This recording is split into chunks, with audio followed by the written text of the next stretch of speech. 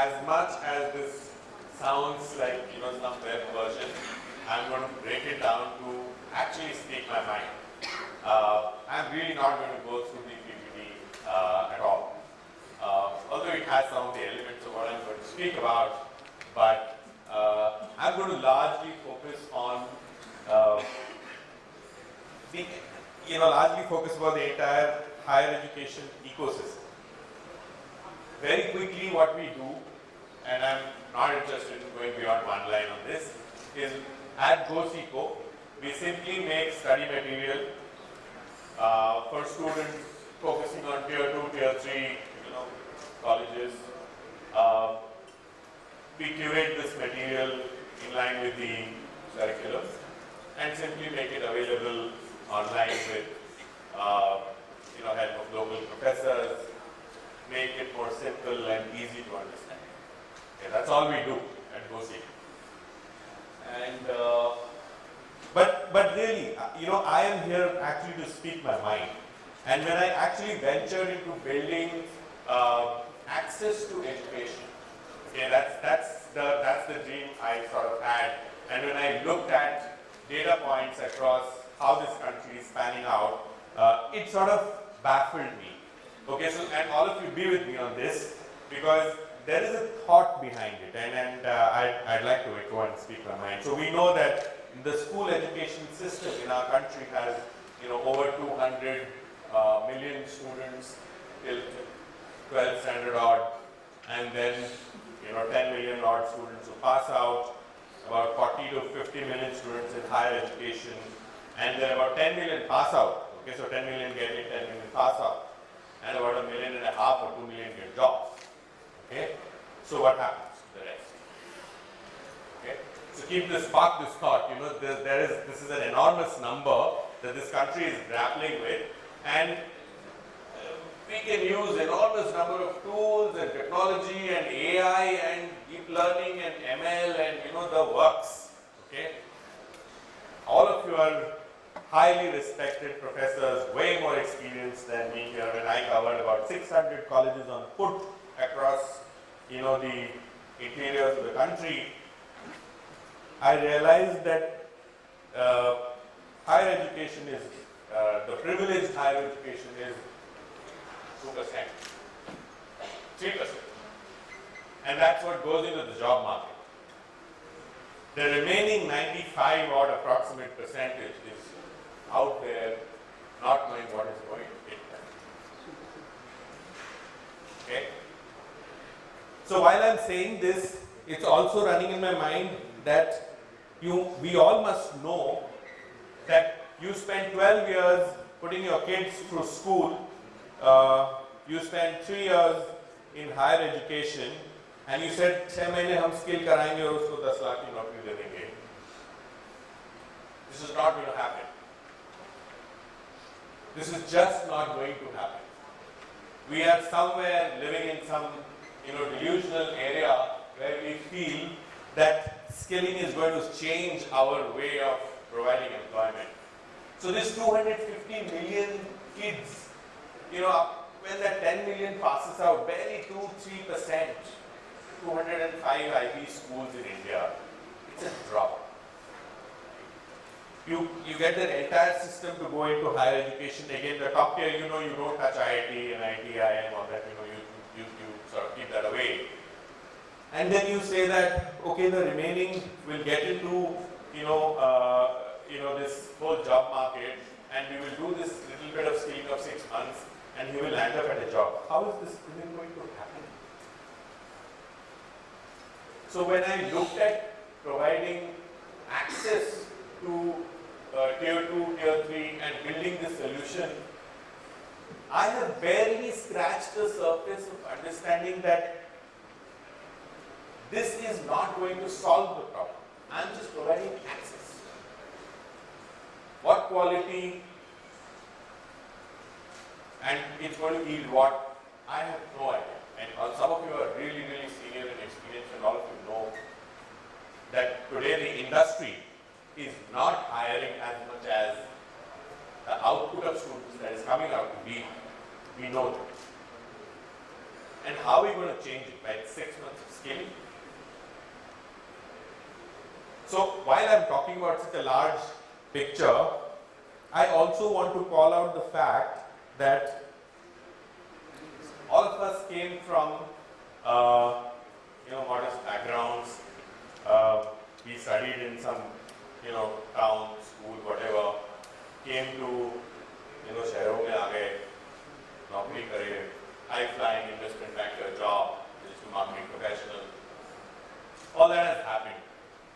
And we look back, we never went back and ever thought that we should go back and teach as teachers and actually work towards the feeder system of this country. We never thought of doing it. We were happy in our fancy jobs. Right? And everybody, when they are told that, teacher क्यों बनना है यार, they don't pay well. Appalling. Teacher क्यों बनना है यार, they don't pay well. You are corrupting the entire feeder system of this country by saying that मुझे teacher नहीं बनना है.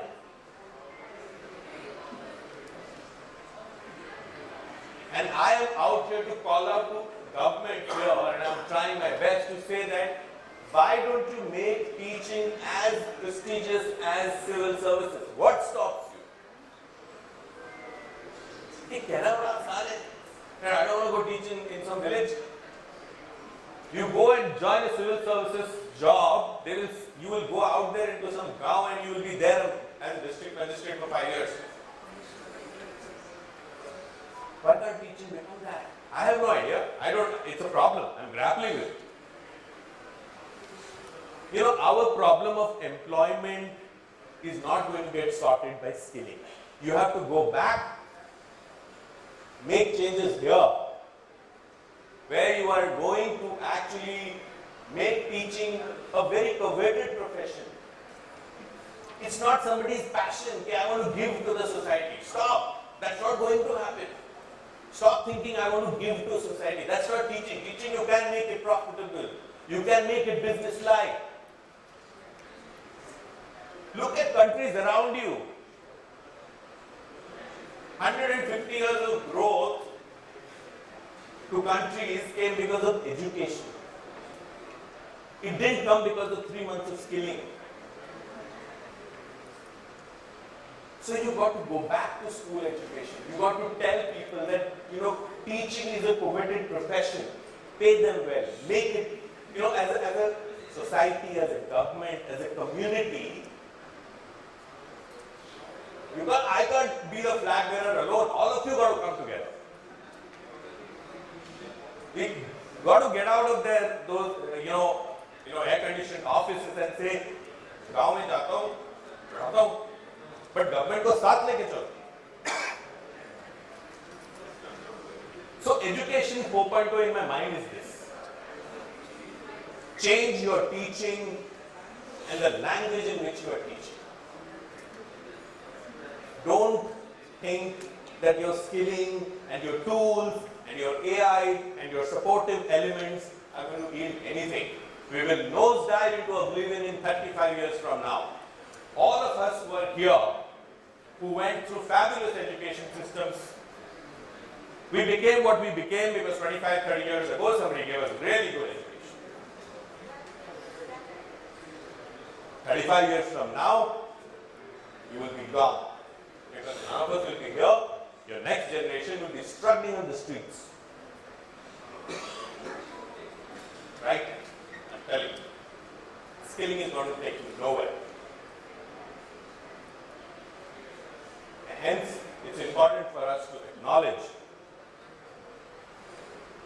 that we are not going to be able to solve the problem of higher education and employment by simply providing some skill-building solutions.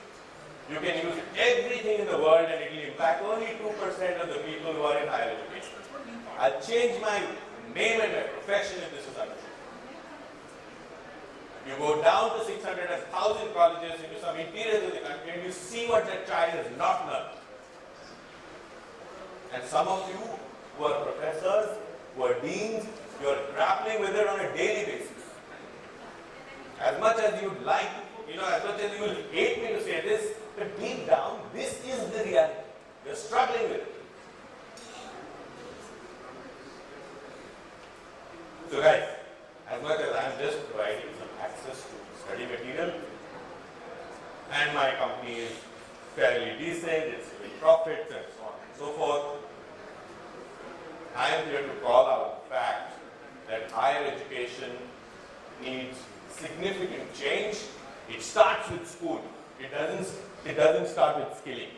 Get out of this impression that skilling is going to change this world. You go correct the school levels. You make teaching one of those coveted professions. We will talk then. Do it now. Take the government along with you. Come together. We talk after that. And with that, I will stop. I have not followed my slides. I spoke my mind. So happy to take questions.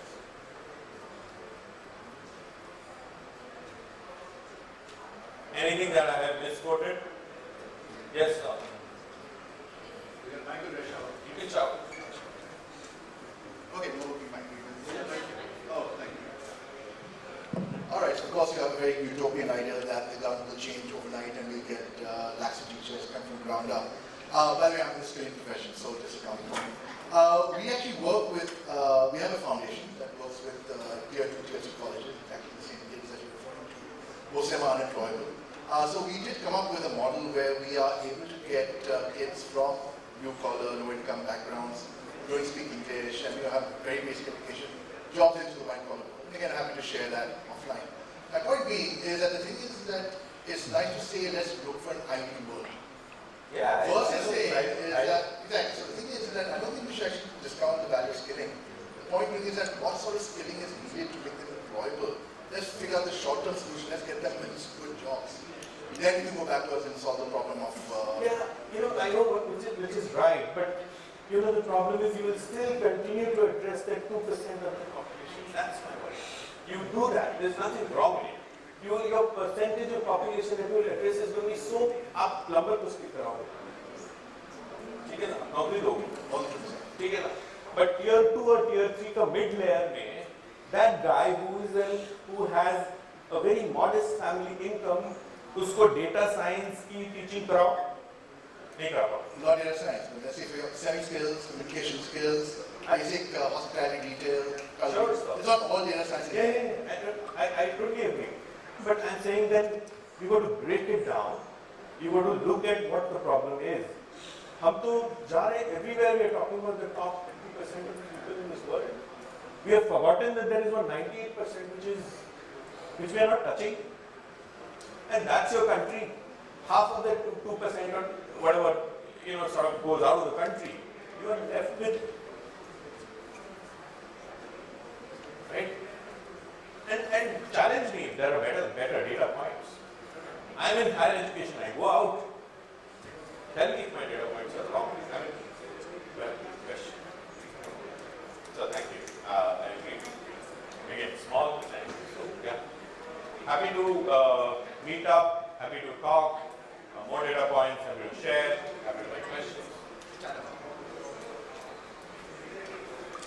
Thank you very much, sir. So share. Can we please take up this offline? We're just a little short of time, sir. Can we please take this offline? Thank you very much for